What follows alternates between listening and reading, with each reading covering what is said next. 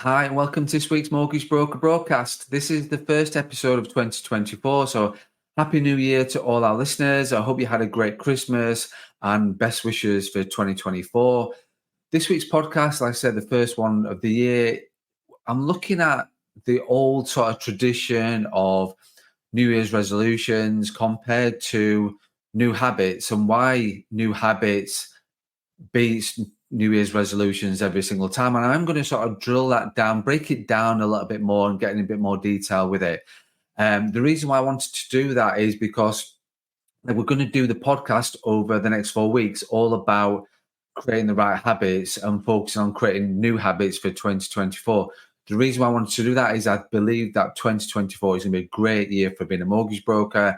And I wanted to help mortgage brokers create those habits that they want to create rather than the New Year's resolutions, and look at helping them to build a successful year for 2024. And we've got Leigh Rowland on the podcast. He normally does the podcast, the Mortgage Broker Bulletin section of the podcast every single week. But what I wanted to do over the next 4 weeks is park the Mortgage Broker Bulletin with Leigh and get Leigh on the podcast to talk with me about habits compared to New Year's resolutions. So we're going to really break it down and look at this week, we're going to look at understanding New Year's resolutions and then the science behind habits. So we're going to look at those two topics. Next week is then looking at the power of small wins and then consistency with regards to habit forming. The week after that, then we're going to look at decision fatigue, which we talk a little bit about on this week's podcast, but get into more detail about that and more about the emotional component with regards to habits as well. And then the last one, 24th of January, I think that will be, is talking about adapting the change, and also as well and reviewing the 4 weeks that we've recorded the podcast. So, well, as I said, why we're doing that, why I wanted to do that is rather than just doing 1 week of habits versus New Year's resolutions and then moving on to something else, I really wanted to get into a bit more detail about habits and really why habit forming is such a better deal than New Year's resolutions. And like I say, I wanted to help you create those habits and hope you like having a checking in each week with the podcast and helping you making the mistake. Because as Leigh and I will talk about in the podcast, if you do something through the whole of January, hopefully then that will give you a far greater chance of making the habit stick rather than being a New Year's resolution. So yeah, we wanted to look at that and get into more detail really around the habits. So yeah, as I said, Leigh's on the first one, Leigh's on the next few weeks, and we will go back to the Mortgage Broker Bulletin further down the line. However, for the next 4 weeks, Leigh and I are talking about habits and why habits are far better. I get passionate about it. I wanted to get Leigh on to have being a guest on the podcast, just so we can sort of keep it in timely manner, shall we say, with regards to habit forming. So yeah, let's just get Leigh onto the podcast. Leigh, welcome on to the first Mortgage Broker broadcast of 2024. Happy New Year to you. How are you? I'm very good. Thanks, Craig. Happy New Year. Did you have a nice Christmas? Yeah, it was good. Thank you. Yes, good old traditional festive time of the year with all that. But yeah, it was good. Did you? Yeah, same as you. Thanks, Craig. It was really enjoyable. Nice to spend some time with the family, and I'm back at work today and ready to go. Exactly. And the thing is, Leigh, we record. We'll explain. I've done a bit of an intro, so I explain why and what we're talking about on the podcast. But I think it's just you and I have done a bit of a chatting before we hit record, and I've done it, and I know you've said you've done it this year about just taking. You're always going to check your emails. We're self-employed mortgage brokers. We're business owners. We're always going to be aware, but we have. It's been good to take some time out and not be on the emails all the time or responding to messages or social media and things like that. It's been good just to have that time to switch off. And like now we're recording this.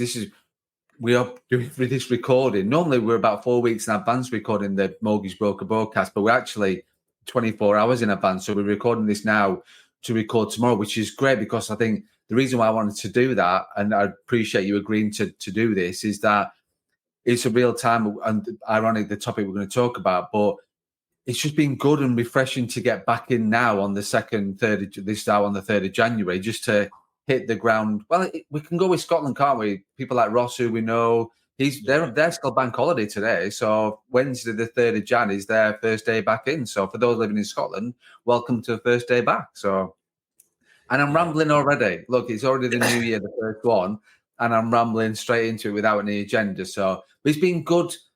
My message is, it's been good to get some time off, time away, time with family, people who you want to spend some time with, and enjoy the festive period and enjoy New Year.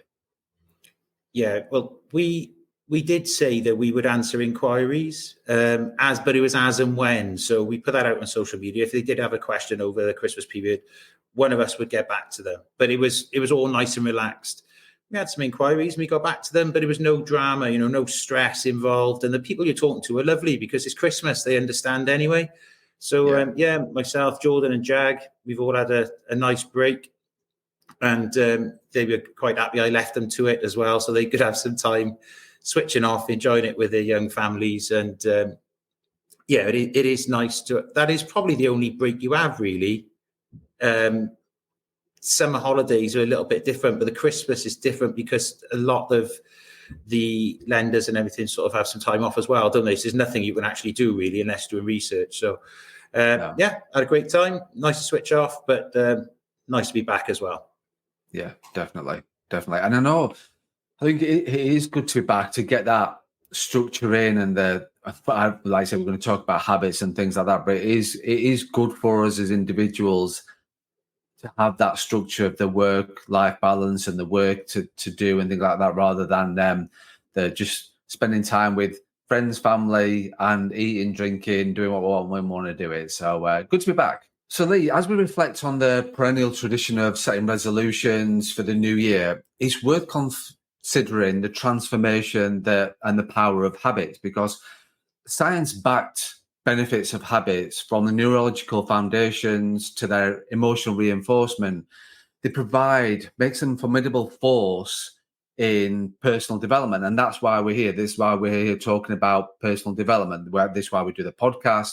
It's always about personal development. So as we start the new year, we want to shift our focus from those lofty resolutions to the small but very impactful habits that can last for a lot longer, because we're changing the way that we are and the change in our structure with our daily, weekly, monthly, yearly habits. So I think it's just important that we start the year and move away from those bullshit New Year's resolutions and just focus on the impacts of habits. How was that? That was amazing. Congratulations, mate. That was spot on. I think I understood the majority of it. But the New Year's resolutions, we can't just slag them off, because there is something there for some people. There is. Even if it doesn't work, it's better than having nothing, isn't it? But obviously, becoming again a habit, and instead of just having some whimsical, like I want to get fit, for example, I want to lose weight. That is like bullshit, isn't it? But if you haven't got anything else, if that just gives you something, fair enough. But it's got to be deeper than that, and that's where the habit forming comes in. That's what I'm thinking anyway. No, exactly. I totally agree. Like, I'm not disrespecting New Year's resolutions, because you're right. It's important to have goals. It is important to look at and set yourself expectations. I think with regards to looking at both New Year's resolutions on one hand, compared to this more specifically around the science of habits, which we're going to talk about, it's both the goals, absolutely fine. Yeah. It's just what you do with how New Year's resolutions, because look, people set New Year's resolutions. That's a habit. People have got if you think about it for a second, it's a habit. So because you've done it for a period of time, a period of years, and you've heard your parents do it, or your friends do it, or your peers do it, or your business, like whatever the case may be. It's always that one of those things that, it's the new year, I've got to set my New Year's resolutions. Yeah. But that's a habit. That, ironically, is a habit. I never thought of it like that before. You're right. It is an annual But habit, isn't it? How mad's that? it is. It is. But because you've done it for a number of times, and it's got a trigger of a time of year, right? I've had my time off, I've had my break, then now it's a new year, new me, new whatever it is. Like, right, and the trigger in the brain from a science point of view goes, right, this is, I've done this before, I'm going to do it again. Like, this is what I do now. At this, At exactly. this time. So what's the So I difference get why between? I agree with you, mate. Sorry, mate. I agree with what you're saying. Like, it's good to have those goals. I think it's just the fact that It's digging deeper into the goal, isn't it? stats show. It's digging deeper into the goal. Absolutely. It is. And then putting a plan in place You look at, like you say, to make sure the goal is achievable. Yeah. And like you said, there's no point just having an end goal. There's going to be smaller, more achievable goals to get there, which could then make it more achievable. But you know more about habits than me, Craig, because I remember you mentioned even habit stacking on one podcast, if I remember rightly, and how to build small habits into an overall habit. But regards to this, how would you suggest people go about creating a habit which is going to be productive for them either in the workplace or out of it? I think great question, Leigh. And I think the thing is with regards to habits, and we can talk about habit stacking on there because that is something that I talked about last year on. I didn't have a guest on a podcast last year when I did the first one of 2023 and talking about the different, like the importance of habits against New Year's resolutions. There's not as much detail as we're going to go into now and over the next sort of 4 podcasts. But I think you're looking at, it's about the process. So it's good to have that end goal, but it's about the process of how you are going to get there, and as well through the repetition of getting there. So, for example, I'll give you a good example. And this is a personal one, and this is just this is what works for me. We're recording this on the 2nd of January. Yeah. And I have not lost the habits, but over the Christmas period, over the New Year period, I've lost my day, my structure, my routine to the first thing in the morning. For whatever reason, because I'm not sat at home or because I'm not being like in my office or anything like that, my normal structure is gone. However, for me today on the 2nd of January, I could pick my structure back up like that. Yeah.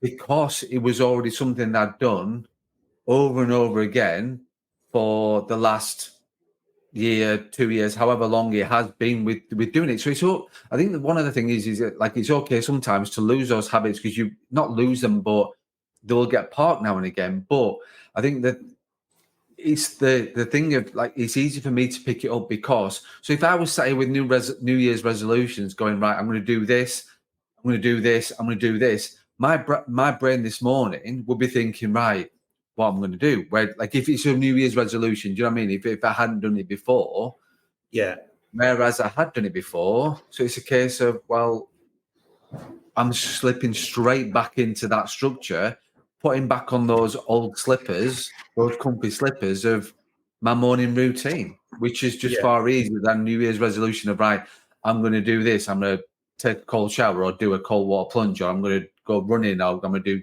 5K or anything like that. It's all decisions, and we'll talk about this in the coming weeks, ironically, in terms of our brains, in terms of and decision fatigue, because we can't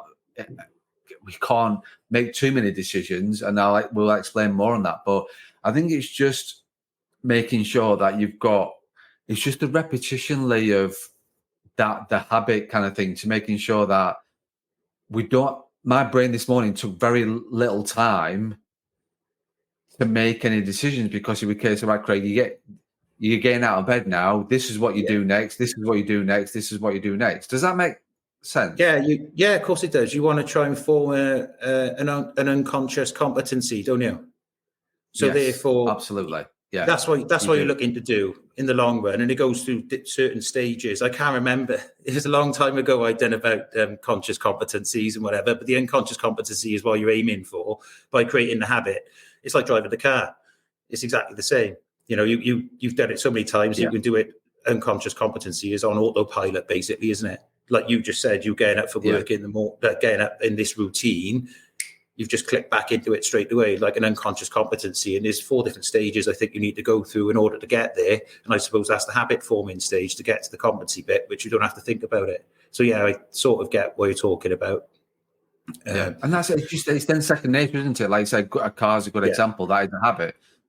Like you in driving from A to B, you won't be thinking about changing gears and stuff like that. And what you're going to be doing from that, you will literally drive from where you are to where you get to without too much thinking in terms of, which then it just makes it's an easier journey for you to make. And that's just the same with whatever those goals are. Like I say, it's good having those goals and you're setting out with the best intentions. It just means that if they're just a New Year's resolution without the process, without the habit there, what is it? I think I quoted it last year, by mid-February, is it like everything's done? We've already stacked off the New Year's resolutions. They're already abandoned because we get busy. That's the favourite one. I ain't got, like, that's my New Year's resolution, but I haven't got time to do that now. So I just get busy. So you just slip back into the old habits. How many times do you have to do a new How many times do you have to do a new activity to make it become a habit, Craig? Do you know that? I don't know that. I'm sorry. Sorry. No, it's fine. And it's a really good question, Leigh, again, in terms of it, because I think it does depend on what you're doing, how often you're doing it, and you as an individual. But generally speaking, the average rule is 7 to 21. That is roughly, you have to do something between 7 to 21 times for it to be making a habit. So if you're thinking, every single morning, I'm going to go as soon as I get up, I'm going to go for a run. I'm just using that. I'm not saying that. I'm just using that as an example. Yeah. I'm going to do. You've got to think, right? I'm going to do that for the whole of January. Yeah. And I will, for it to be sticking. I think that's the sort of thing, is that then that becomes doing it at the same time. All the other things we've talked about of getting your running kit out at night, so it's there when you wake up in the morning, and things prepping the night before, and prepping's good as well for a habit in terms of rather than New Year's resolution. But yeah, so like you look thinking about prepping for your run, but that if you think, like, I've got to go do this every single day for the whole of January, it's going to stick. That's an easier thing to think about than, well, is it 7? Is it 21? Am I this? Am I that? Yeah, it's just a case of, well, just do it for every single day for the whole of the month. You won't get a habit. So pulling it back to people who might be watching this then, Craig, a lot of people try social media, they jump into it, they come out of it, they can't get consistent with it. So if somebody was looking to improve their social media presence, for example, self-employed mortgage broker, whatever, if they could aim to do, say, one post or comment or like, or for the whole of January, there is a likelihood that they would continue that through to February. And by that time, they could be getting into the habit of doing it. Yeah. As long as they don't concentrate on the results from the social media at that point, because obviously it takes a while for momentum to get going, which could be 3 months, 6 months. But if they get into the habit throughout January of posting on social media, then by the end of January, if the stats are around right-ish, they will continue doing it through to February. So that's quite a positive for brokers, isn't it, really? If they can manage to get through January with doing some social media stuff, then they will probably keep going February, March, April. Could that be about right? Yeah, no, you're absolutely spot on, Leigh. I think that's good. It's a great analogy to use from a social media point of view, because a New Year's resolution would be either I'm going to try and post on social media more, or I want to get 5 leads from social media each month. Now you're focusing on the end goal, not the process, like you said. That's going to get you to forget the leads, forget the number of leads that you're going to get, forget that the end goal of it. You want to focus on the process, which is what you're talking about there. Yeah. You're focusing on the process of it. Of if you just did one like, one comment, one post, one connection Every every single single day, morning. every Yeah, morning. every morning. Absolutely. Yeah, every morning. Just fact, Saturday, Sunday, you can be let off with that if you want to do if you just want to do it Monday to Friday. But Yeah, ideally, you want to be doing it every single day. If you don't want to do it, then by the end of the month, you'll have done it 20 times. So you're in a far better place to then actually know that first thing in the morning, I'm going to like, post, yeah, comment, try another connection, make another connection. It's yeah. just your brain's going to go, right, as soon as I'm time from the desk, I need to do my social media. Don't we have to bin off the word try as well? Because in your first sentence, when you were giving the example, remember you said, don't try. If you're going to try to do something, you're not going to, I was going to swear a big swear word there, and I'm not going to do that. If you try to do something, you just won't do it. You've got to do it. But the thing is, it's like, you've got to try and build the Exactly. social media up. If you haven't got the confidence to do videos, then build up to a video. It's all like you just don't go out and run a marathon, do you? You do some shorter runs first. Just do.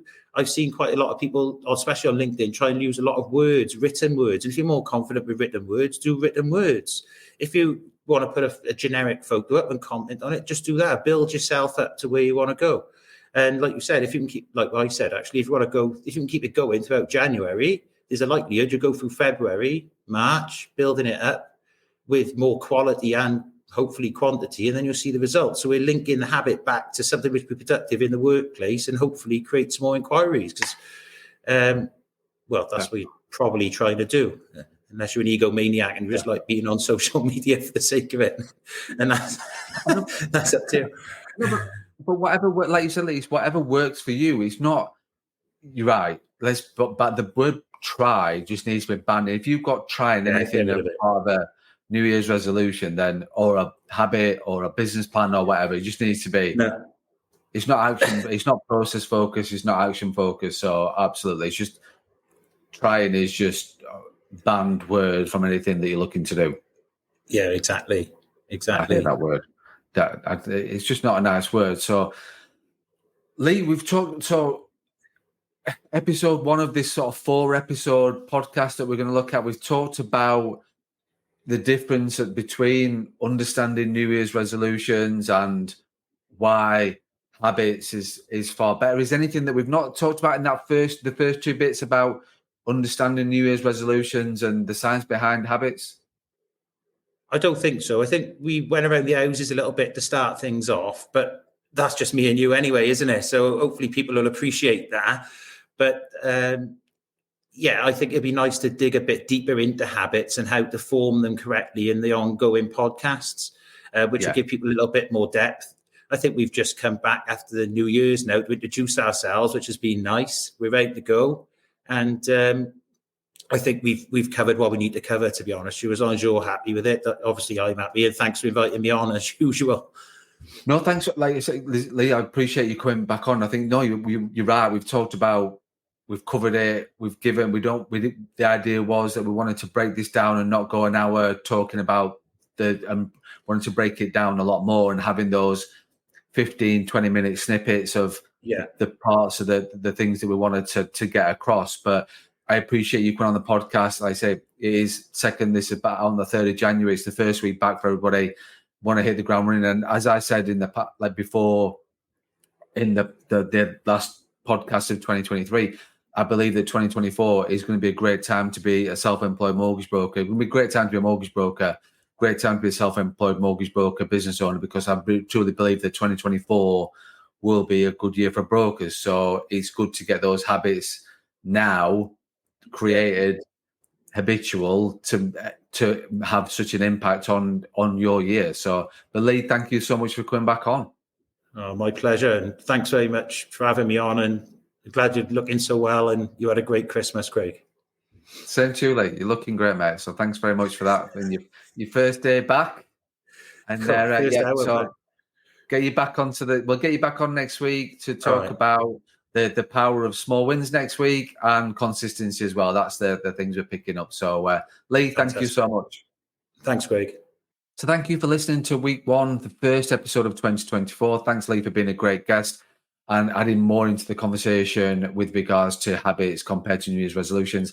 as I said, over the next 3 weeks now, 4 weeks, we will be talking about habits, and every single week we'll be looking at habits to help you really cement new habits within your year for 2024. And yeah, we'll be getting to a lot more detail around it. If there's anything, any comments or anything you want to add to the podcast, then as always, please add in the comments wherever you listen to or watch the podcast. Please do that, and Leigh and I will pick them up over the next coming episodes. So please do that. Thank you to all those listening so far. And as always, even more so in 2024, make sure you run your own race.